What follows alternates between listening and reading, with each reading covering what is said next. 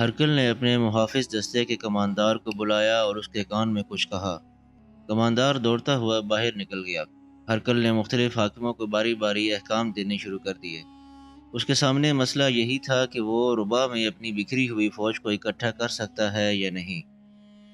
کچھ وقت گزر گیا تو محافظ دستے کا کماندار دربار میں داخل ہوا۔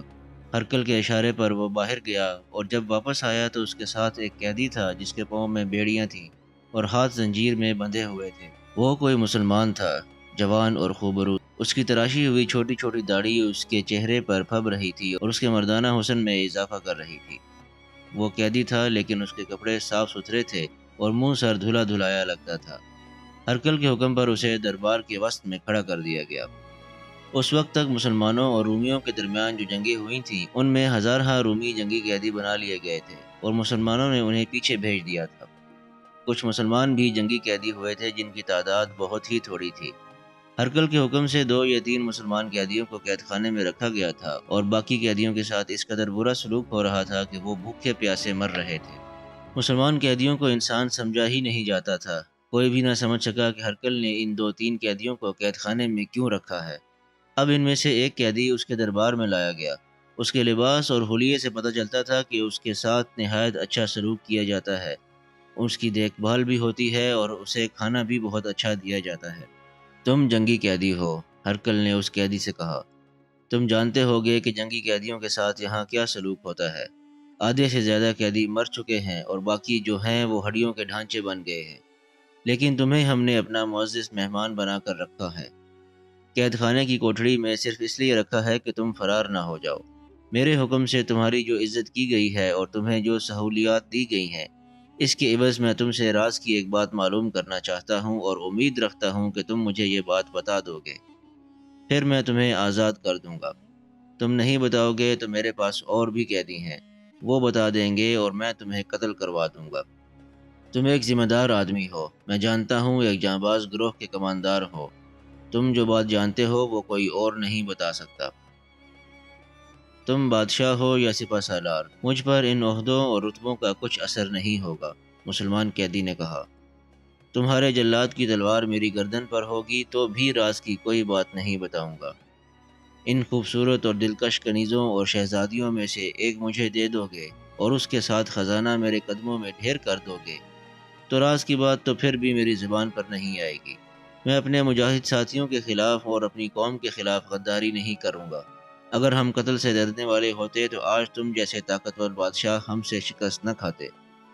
ہم نے اپنی جانیں اللہ کے سپرد کر رکھی ہیں، ہمارے جسم کٹ جاتے ہیں تو ہماری روحیں لڑتی ہیں۔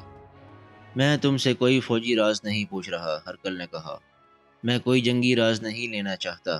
تو میری فوج کے خلاف لڑا ہے اور میں تسلیم کرتا ہوں کہ تم لوگوں نے ہم پر فتح پا لی ہے۔ تو عقل والا آدمی معلوم ہوتا ہے۔ مجھے صرف بتا دے کہ تیری فوج میں وہ کون سی خوبی ہے جو میری فوج میں نہیں، اور میری فوج میں وہ کون سی خامی ہے کہ یہ اتنی زیادہ تعداد میں ہوتے ہوئے بھی تھوڑی سی نفری کی فوج سے شکست کھا گئی ہے۔ اس فوج نے تو ایرانیوں کی فوج کو کئی میدانوں سے بھگایا ہے، حالانکہ ایرانی بہت بڑی جنگی طاقت رکھتے تھے۔ ہاں، یہ راز تجھے دے سکتا ہوں، مسلمان قیدی نے کہا۔ ہم متحد اور دیندار قوم ہیں۔ ہمارے رسول صلی اللہ علیہ وآلہ وسلم نے ہمیں یہ تعلیم دی ہے کہ ساری دنیا کے مسلمان ایک جسم کے مانند ہیں، اور اس جسم میں دماغ صرف ایک ہے جس کا حکم سارا جسم مانتا ہے۔ اگر تو نے ہمیں کبھی نماز پڑھتے دیکھا ہو تو اسی سے سمجھ جائے گا کہ ہم اللہ کے حضور جھکتے ہیں اور سجدہ کرتے ہیں تو بھی ایک جسم کی مانند کرتے ہیں۔ ہم ایک امام کے پیچھے نماز پڑھتے ہیں۔ تو شاید نہیں جانتا کہ میدان جنگ میں ہمارا سپہ سالار امامت کے فرائض سر انجام دیتا ہے۔ پھر ہماری یہ خوبی ہے کہ ہم لوگ زندگی سے کم اور موت سے زیادہ محبت کرتے ہیں، اور تکبر اور غرور کی بجائے ہم عجز و انکساری کو پسند کرتے ہیں۔ ہماری تنظیم ایسی ہی ہے جیسی تیری فوج میں ہے۔ سپہ سالار ہے، اس کے ماتحت سالار ہیں، ان کے ماتحت کماندار ہیں، اور اس طرح چھوٹے چھوٹے عہدے بھی ہیں، لیکن ہم جب اکٹھے بیٹھتے ہیں تو ہم میں کوئی حاکم اور کوئی محکوم نہیں ہوتا۔ اس وقت ہمارے رتبے ختم ہو جاتے ہیں۔ ہمارے ہاں کوئی بادشاہ نہیں اور کوئی رعایا نہیں۔ ہمیں کوئی قتل کی دھمکی دے یا دولت کا لالچ دے، ہم سب سے پہلے اللہ کی طرف دیکھتے ہیں اور اس کی ذات کے احکام کی تعمیل کرتے ہیں۔ تو نے اپنی فوج کی خامیاں پوچھی ہیں۔ تیری فوج کی سب سے بڑی خامی تیرا وجود ہے۔ اگر تو اپنے دماغ سے حکمرانی کا غرور نکال دے اور ذہنیت کے لحاظ سے اپنے آپ کو سپاہی سمجھنے لگے تو دیکھ تیری قوم اور تیری فوج میں وہی طاقت پیدا ہوتی ہے یا نہیں جو ہم میں ہے۔ ہم اللہ کی خوشنودی کے لیے لڑتے ہیں اور تیری فوج تیری خوشنودی کے لیے لڑتی ہے۔ تو پیچھے ہٹ گیا تو تیری ساری فوج تتر بتر ہو گئی۔ ہمارا اللہ پیچھے نہیں ہٹا کرتا، ہم اس کے نام پر بڑھتے ہی چلے جاتے ہیں۔ ہم میں جو شہید ہو جاتے ہیں ان کی جگہ اور مجاہدین آ جاتے ہیں۔ ہمارا سپاہی اگر میدان جنگ میں اکیلا رہ جائے تو وہ اپنا سالار خود بن جائے گا اور اپنے آپ کو یہ حکم کبھی نہیں دے گا کہ تم اکیلے ہو اس لیے بھاگ جاؤ۔ یہ مسلمان قیدی اسی قسم کی باتیں کرتا رہا۔ ہرکل نے ان باتوں کے بعد اس سے پھر فوجی راز معلوم کرنے شروع کر دیے اور یہ بھی پوچھا کہ تمہارے سپہ سالاروں کا اگلا پلان کیا ہے۔ اس قیدی نے ایسے کسی بھی سوال کا جواب دینے سے انکار کر دیا۔ اس کا مطلب یہ ہے کہ تم ابھی قید میں پڑے رہنا چاہتے ہو، ہرکل نے کہا۔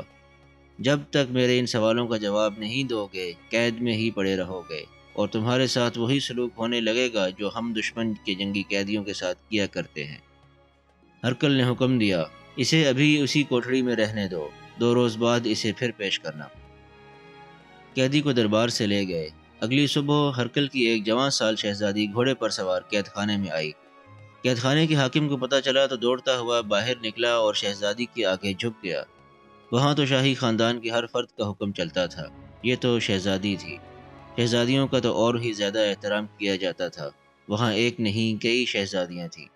اس شہزادی نے اس مسلمان قیدی کا نام لیا اور کہا کہ وہ اسے اپنے ساتھ لے جانے آئی ہے اور اسے ہرکل کے دربار میں پیش کرنا ہے۔ اگر کوئی اور قیدی ہوتا تو حاکم یہ ضرور سوچتا کہ ایک قیدی کو ہرکل کے دربار میں پیش کرنے کے لیے ایک شہزادی کیوں آئی ہے، لیکن اس حاکم کو معلوم تھا کہ اس مسلمان قیدی کے ساتھ امتیازی سلوک ہو رہا ہے اور یہ برائے نام قیدی ہے۔ 1 روز پہلے اسے ہرکل کے دربار میں لے گئے تھے۔ حاکم نے کچھ پوچھنے کی ضرورت نہ سمجھی کہ شہزادی اس قیدی کو ساتھ لے جانے کیوں آئی ہے۔ حاکم اس شہزادی کے ساتھ ہو لیا اور چابیاں لے کر مسلمان قیدی کی کوٹھڑی تک پہنچا۔ کوٹھڑی کھول کر قیدی کو باہر نکالا اور شہزادی کے حوالے کر دیا۔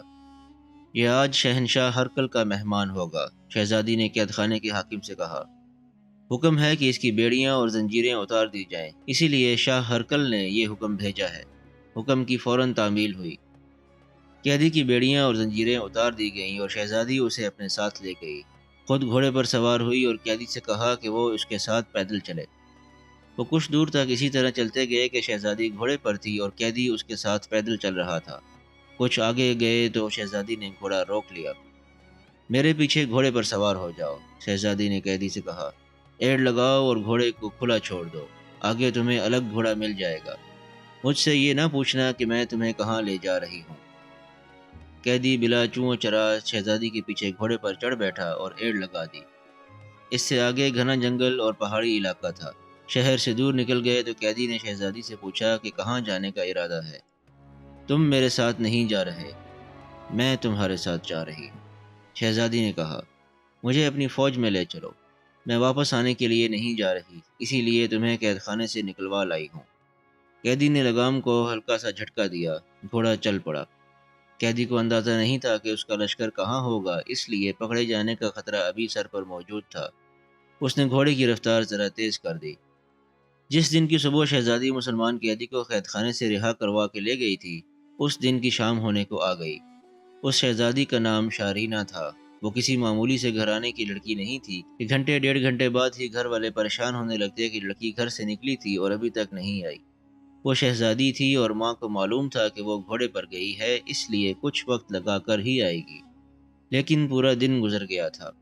شارینہ وہاں اکیلی لڑکی تو نہیں تھی، وہ شاہی محل تھا جس میں اس جیسی کئی لڑکیاں تھیں۔ ان میں کچھ داشتائیں تھیں اور کچھ بیویاں۔ ایک لڑکی کا ذرا دیر زیادہ وقت کے لیے ادھر ادھر ہو جانا کوئی پریشان کن واقعہ نہیں سمجھا جاتا تھا۔ ماں نے دن کے دوران تو اپنی بیٹی کی غیر حاضری محسوس ہی نہ کی۔ محسوس نہ کرنے کی وجہ یہ تھی کہ ان دنوں محل کے اندر کے ماحول میں بے تحاشا کھچاؤ پایا جاتا تھا۔ ہرکل بھاگا بھاگا پھر رہا تھا اور اس کی افواج شکست خوردگی کے عالم میں بکھر گئی تھیں۔ ہرکل فرعون قسم کا بادشاہ تھا، اپنی شکست پر وہ غصے سے باولا ہو گیا تھا۔ اس کی بیویاں اور داشتائیں اور محل میں رہنے والے دوسرے لوگ چھپتے پھرتے تھے کہ ہرکل غصے میں آ کر کسی کو ذرا سی بھی بات پر قتل کر دے گا۔ کسی کے قتل کا حکم دے دینا اس طرح معمولی بات تھی جیسے بیکار سی کوئی چیز اٹھا کر گھر سے پھینک دی جائے۔ شارینہ کی ماں شام سے پہلے بہت ہی پریشان ہونے لگی تھی، لیکن وہ ہرکل کو بتانے سے ڈرتی تھی کہ ہرکل پہلے ہی غصے کی حالت میں ہے۔ مگر جب سورج غروب ہونے کو آ گیا تو وہ ہرکل کے اس کمرے میں جا پہنچی جس میں ہرکل جاسوسوں سے رپورٹیں لیا کرتا تھا اور اپنے فوجی افسروں اور دیگر حاکموں کو بلا کر ان سے کام کی باتیں کیا کرتا اور احکام دیا کرتا تھا۔ اپنی ایک بیوی کو اس کمرے میں داخل ہوتے دیکھا تو غصے سے اس کا چہرہ دہکنے لگا۔ اس وقت ہرکل اکیلا نہیں تھا، اس کے پاس کسی اور شہر سے آیا ہوا ایک قاصد بیٹھا ہوا تھا۔ کیوں آئی ہو؟ ہرکل نے شاہانہ اور غصیلی آواز میں پوچھا۔ کیا تمہیں معلوم نہیں؟ سب معلوم ہے۔ شارینہ کی ماں نے ہرکل کی پوری بات سنے بغیر التجا کے لہجے میں کہا، آپ کی مصروفیت اور آپ کی پریشانی بڑی اچھی طرح سے جانتی ہوں۔ یہ آپ کی ہی نہیں، ہم سب کی پریشانی ہے۔ میں اس طرح کبھی نہ آتی، لیکن ماں ہوں۔ اصل بات بتاؤ کیا ہے؟ ہرکل نے اس قدر گرج کر کہا جیسے کمرے کی چھت بھی کانپ اٹھی ہو۔ شارینہ صبح گھوڑے پر نکلی تھی، شارینہ کی ماں نے کہا، ابھی تک واپس نہیں آئی۔ تو کیا میں اسے جا کر ڈھونڈوں؟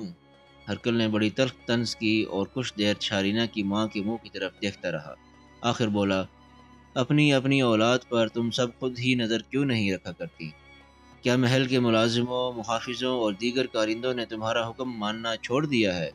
تمہیں میرے پاس آنا ہی نہیں چاہیے تھا۔ آپ جانتے ہیں کہ یہ میری ایک ہی بیٹی ہے، شارینہ کی ماں نے بھکاریوں کی طرح کہا۔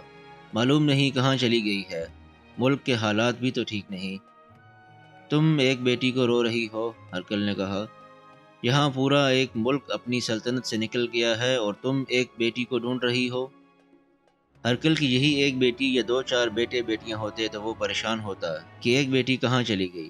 اسے تو یاد ہی نہیں ہوگا کہ اس کی کتنی باقاعدہ بیویاں ہیں اور داشتائیں کتنی ہیں۔ اسے تو یہ بھی معلوم نہ تھا کہ اس سے کتنے بیٹے اور کتنی بیٹیاں ہیں۔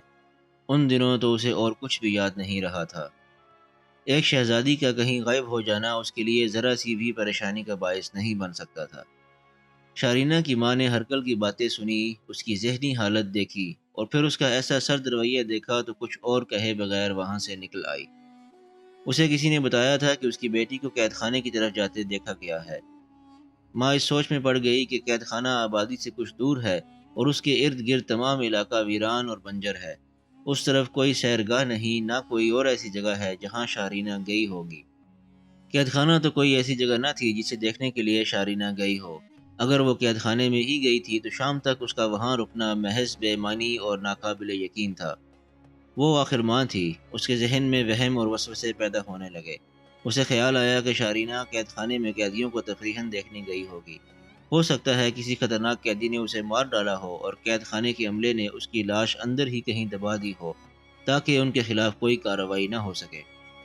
شارینہ کی ماں ہرکل کی دوسری بیویوں کی طرح ایک بیوی تھی، ملکہ نہیں تھی، نہ ہی ہرکل نے اپنی کسی بیوی کو ملکہ عالیہ کا درجہ دیا تھا۔ پھر بھی اس کی بیویاں حکم چلا سکتی تھیں اور شاہی اختیارات کا آزادانہ استعمال کرنے کی بھی انہیں اجازت تھی۔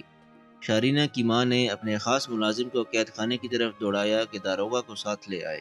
اس نے سوچا یہ تھا کہ داروغہ معلوم کرے کہ شارینہ قید خانے کے اندر گئی تھی، اور اگر نہیں گئی تھی تو کسی نے اسے قید خانے کے قریب سے گزرتے دیکھا ہوگا۔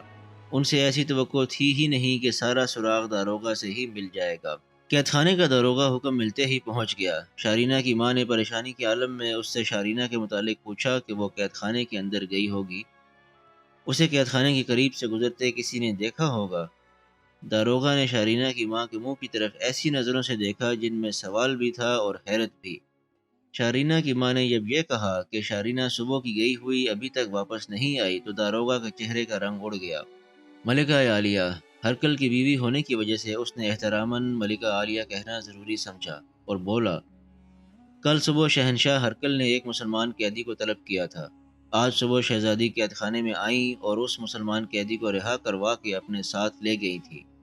باہر شہزادی کا گھوڑا کھڑا تھا جس پر وہ سوار ہوئیں اور قیدی ساتھ ساتھ پیدل چل پڑا تھا۔ شارینہ کی ماں اس مسلمان قیدی کے متعلق اچھی طرح جانتی تھی کہ اسے اور اس کے دو ساتھیوں کو مہمانوں کی طرح قید خانے میں کیوں رکھا ہوا ہے۔ اب اسے پتہ چلا کہ اس کی بیٹی ایک قیدی کو چھڑوا کر لے گئی ہے تو اس نے ضرورت محسوس کی کہ اس کی اطلاع ہرکل کو ہونی چاہیے۔ یہ کوئی سازش ہو سکتی تھی۔ شارینہ کی ماں کو ڈر یہ تھا کہ ہرکل سے یہ بات چھپا لی گئی اور کچھ دنوں بعد کسی اور ذریعے سے اسے پتہ چلا تو وہ اسے اور داروغہ کو بھی قتل کروا دے گا۔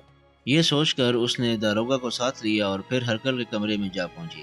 اب تو ہرکل نے اسے ایسی قہر بھری نظروں سے دیکھا جیسے خود اٹھ کر اس کے پیٹ میں خنجر گھونپ دے گا، لیکن قید خانے کے داروغہ کو ساتھ دیکھ کر اسے شک ہوا کہ بات کچھ اور ہے اور کوئی خاص واقعہ ہو گیا ہے۔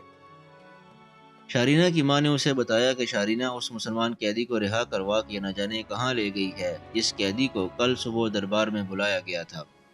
ہرکل کی آنکھوں میں جو قہر اترا تھا وہ آنکھوں میں ہی گم ہو گیا اور ہرکل پر خاموشی طاری ہو گئی۔ کوئی نہیں بتا سکتا تھا کہ اس خاموشی میں سے کیسا ہولناک طوفان اٹھے گا۔ ہرکل کو اس کی کوئی پرواہ نہیں تھی کہ ایک شہزادی ایک قیدی کو قید خانے سے نکلوا کر اس کے ساتھ چلی گئی ہے۔ اسے پریشانی اس سے لاحق ہوئی کہ یہ مسلمان قیدی ایک خاص اہمیت کا حامل تھا۔ وہ کوئی ادنا سپاہی نہیں تھا، مسلمانوں کے لشکر میں اسے کوئی عہدہ حاصل تھا اور وہ اچھا خاصا عقل مند بھی تھا۔ اور تم نے ایک شہزادی کے کہنے پر اسے رہا کر دیا؟ ہرکل نے داروغہ سے کہا۔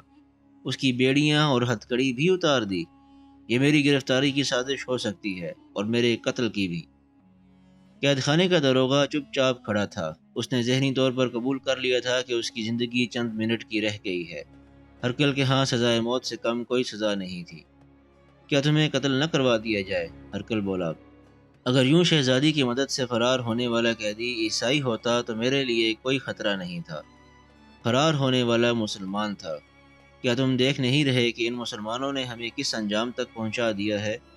کیا تم صرف ایک وجہ بتا سکتے ہو جس کی بنا پر تمہارا یہ اقدام صحیح سمجھا جائے؟ جس طرح جوتشی نے اپنے آپ کو موت کے سامنے کھڑا دیکھ کر ہرکل کو سچی اور کھری کھری باتیں سنا دی تھی، ویسی ہی کیفیت قید خانے کے داروغہ پر طاری ہو گئی۔ اسے یقین تھا کہ اب وہ زندہ باہر نہیں جا سکے گا۔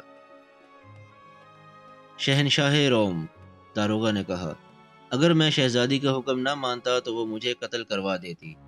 اس کا حکم مانا ہے تو آپ مجھے سزائے موت سنا رہے ہیں۔ مجھے آپ کی یہ سزا قبول ہے۔ قبول نہ ہوتی تو بھی آپ نے مجھے معاف نہیں کر دینا تھا۔ میں نے روم کی شہنشاہی کا نمک کھایا ہے۔ مجھے یہ عہدہ اس شہنشاہی نے دیا تھا۔ میں اپنا فرض سمجھتا ہوں کہ مرنے سے پہلے آپ کا کھایا ہوا نمک حلال کر جاؤں۔ یہی ایک صلہ ہے جو میں آپ کے قدموں میں پیش کرنا چاہتا ہوں۔ یہ کوئی سونے اور چاندی کا خزانہ نہیں، چند ایک الفاظ ہیں جو آپ نے قبول کر لیے تو آپ کے لیے اور آپ کی سلطنت کے لیے بھی سود مند ہوں گے۔ ہرکل اسے چپ چاپ دیکھ رہا تھا۔ اس کی اس خاموشی کا مطلب اس کے سوا اور کچھ نہیں ہو سکتا تھا کہ وہ داروغہ کو معاف نہیں کرے گا۔ موت نے داروغہ پر خوف اور تعصب طاری کرنے کی بجائے اس میں جرأت پیدا کر دی۔ میں زندگی کی بھیک نہیں مانگوں گا، داروغہ نے کہا۔ حکم ماننا ہی ہم لوگوں کا فرض ہے۔ یہاں حکم ایک فرد سے نہیں ملتا بلکہ شاہی خاندان کے تمام افراد سے کئی طرح کے حکم ملتے ہیں، اور ہم لوگ کسی کی بھی حکم عدولی کی جرأت نہیں کر سکتے۔ میں جانتا ہوں 3-4 مسلمان قیدیوں کو آپ نے مہمانوں کے طور پر قید خانے میں رکھا ہوا ہے، اور میں یہ بھی جانتا ہوں کہ کیوں ان کے ساتھ اتنا اچھا سلوک ہو رہا ہے۔ آپ ان سے یہ معلوم کرنا چاہتے ہیں کہ ان مسلمانوں نے اتنی قلیل تعداد میں ہوتے ہوئے روم کی ایسی عظیم اور دہشت ناک جنگی طاقت کو شکست کس طرح دے دی ہے کہ رومی فوج بکھر کر پسپا ہو رہی ہے اور کہیں بھی اس کے پاؤں جم نہیں رہے۔ شاید آپ ان خصوصی قیدیوں کو کسی اور مقصد کے لیے بھی استعمال کرنا چاہتے ہوں گے، مجھے اس سے کوئی غرض نہیں۔ میں نے ان سے 2 بار یہی باتیں پوچھی تھی، انہوں نے جو جواب دیا وہ میرے دل نے قبول کیا اور یہ میں آپ کی خدمت میں پیش کرتا ہوں۔ انہوں نے کہا کہ اسلام میں کوئی بادشاہ نہیں ہوتا، نہ کوئی شاہی خاندان ہوتا ہے۔ بادشاہی صرف اللہ کی ہے اور مسلمان اسی کا حکم مانتے اور اسی کے راستے پر چلتے ہیں۔ ان قیدیوں نے مجھے بتایا کہ وہ لڑتے بھی ہیں تو اللہ کو حاضر ناظر جان کر اور اسی کی خوشنودی کی خاطر۔ 2 یا 3 مسلمان بھی کہیں اکٹھے ہو جائیں یا سفر پر نکلیں تو ایک کو اپنا امیر بنا لیتے ہیں اور پھر اسی کے حکم پر چلتے ہیں۔ ان کا سالار لشکر کا امیر بھی ہوتا ہے اور امام بھی۔ انہوں نے یہ بھی بتایا کہ ان کے رسول محمد صلی اللہ علیہ وآلہ وسلم بھی اپنے ساتھیوں سے مشورہ کر کے فیصلہ کیا کرتے تھے۔ اب ان کا ایک خلیفہ ہے جس کا ہر حکم بصر و چشم مانا جاتا ہے، لیکن خلیفہ بھی مشورے کے بغیر کوئی حکم جاری نہیں کرتا۔ کسی خلیفہ کی، کسی امیر کی اور کسی سپہ سالار کی بیوی یا بیٹی یا بیٹا کوئی حکم نہیں دے سکتے۔ اگر وہ کوئی جرم کر بیٹھیں تو انہیں بھی ویسی ہی سزا ملے گی جیسی ایک عام اور ادنا مرد یا عورت کو دی جاتی ہے۔ شہنشاہ معظم، اب اپنے ہاں شاہی خاندان کے افراد کی تعداد دیکھیں۔ ہمارے لیے کوئی ایسا حکم نہیں کہ ہم ان میں سے کسی کا کوئی بھی حکم نہ مانیں۔ اگر میں ان میں سے کسی کا کوئی حکم نہیں مانوں گا تو وہ مجھے اسی قید خانے کی کال کوٹری میں بند کر دے گا جس کا آج میں داروغہ ہوں۔ یہ بھی ذہن میں رکھیں کہ آپ نے شہزادی کے ساتھ نکل جانے والے قیدی کو مہمان کی حیثیت سے رکھنے کا حکم دیا تھا۔ اسے شہزادی شارینہ اپنے ساتھ لے جانے کے لیے آئی اور کہا کہ شاہ ہرکل نے اسے طلب کیا ہے، تو میں اس حکم کی خلاف ورزی نہیں کر سکتا تھا۔ باقی تینوں مسلمان قیدیوں کی یہ سہولتیں ختم کر دو، ہرکل نے کہا۔ انہیں تہہ خانے کی کوٹریوں میں بند کر دو اور انہیں گل سڑ کر مرنے دو۔ ہرکل نے یہ حکم ایسے لہجے میں دیا جیسے نیند میں بول رہا ہو۔ یہ شک بھی ہوتا تھا جیسے اس نے داروغہ کی پوری بات سنی ہی نہ ہو۔ اس پر شکست کا پہاڑ آن پڑا تھا۔ شام ایک بڑا ملک تھا جو اس کے ہاتھ سے نکل گیا اور مسلمانوں کی جھولی میں چلا گیا تھا۔ کیا آپ ان کے تعاقب کا حکم نہیں دیں گے؟ شارینہ کی ماں نے پوچھا۔ نہیں، ہرکل نے بے جان سے لہجے میں کہا۔ صبح کے نکلے ہوئے اب تک وہ دور نکل گئے ہوں گے اور یہ بھی معلوم نہیں کہ وہ کس سمت کو ہیں۔ شارینہ کی ماں کچھ نہ کچھ بولتی رہی۔ ہرکل اس کی کسی بات کا ادھورا سا جواب دے دیتا یا صرف اتنا کرتا کہ اس کے منہ کی طرف دیکھ کر منہ پھیر لیتا۔ داروغہ کو ہرکل نے کوئی اشارہ کیا تھا یا داروغہ نے فرض کر لیا کہ اس کا چھٹکارا ہو گیا ہے تو وہ الٹے قدم چلتا دروازے تک گیا اور پھر باہر نکل گیا۔ وہ چلا گیا ہے، ہرکل بیوی نے کہا۔ اس کی جاں بخشی نہ کریں۔ جانے دو اسے، ہرکل نے کہا۔ میں آنے والوں کا انتظار کر رہا ہوں۔ پہلے بیان ہو چکا ہے کہ ہرکل نے اپنی پسپا ہوتی ہوئی فوج کو شام کے مختلف مقامات پر بکھیر دیا تھا، اور اس نے یہ چال اس توقع پر چلی تھی کہ اس کے مطابق مسلمانوں کا لشکر بھی چھوٹے چھوٹے ٹکڑوں میں تقسیم ہو جائے گا اور یہ اس کی کمزوری کا باعث بنے گا۔ پھر ہرکل اپنی بکھری ہوئی فوج کو کسی ایک موزوں مقام پر یکجا کر کے مسلمانوں کی ٹکڑوں میں بٹی ہوئی فوج پر زوردار حملے کرے گا اور پھر مسلمان اس کے سامنے نہیں ٹھہر سکیں گے۔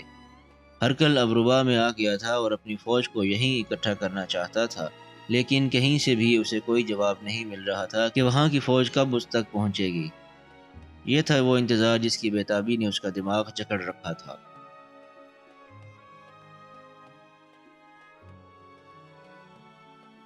اگر آپ کو ویڈیو پسند آئی ہو تو اس کو لائک اور شیئر کیجیے، چینل کو سبسکرائب کر لیجیے اور بیل آئیکن کو بھی پریس کر دیجیے تاکہ آئندہ آنے والی تمام ویڈیوز آپ کو باقاعدگی سے ملتی رہیں۔